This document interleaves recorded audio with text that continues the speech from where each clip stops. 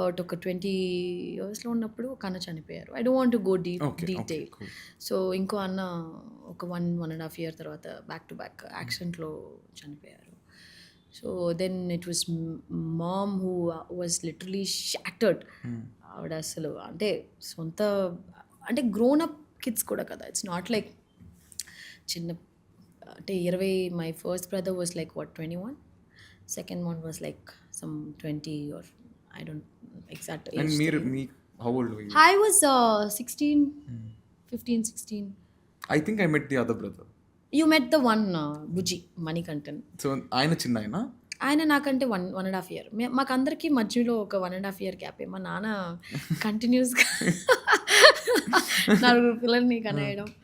And so my mom ఇంకా మా ఇద్దరి కోసం ఆవిడ కష్టపడి ఇంకా నేను అంతే రెస్ట్ ఇస్ హిస్టరీ అనుకోవాలి. ఇంకా how I came to the films. నేను పీరియడ్ ఎట్లా ఉండింది అక్క? ఇట్ వాజ్ అంత ఈజీ కాదు కదా. It's very tough. మనం అనుకుంటేనే ఇప్పుడు అసలు ఆవిడ I think it's the will power Nikhil. That's ఆవిడలో ఉన్న విల్ పవరే ఐ థింక్ నాకు వచ్చింది అని నేను అనుకుంటున్నాను. కసి అంటారు కదా, ఏదో ఒకటి నా పిల్లల్ని నేను బాగా చదివించుకోవాలి, మంచిగా పైకి రావాలి అని అనుకుని ఒక తనిగా ఒక ఆవిడ కష్టపడి మమ్మల్ని ఇద్దరిని. బట్ ఒక్క కొర వెక్కామ పాత పాంగని சொல்லுவாங்க తెలుగులో, తమిళ్లో ఒక్క లోటు కూడా లేదు. లోటు కరెక్ట్.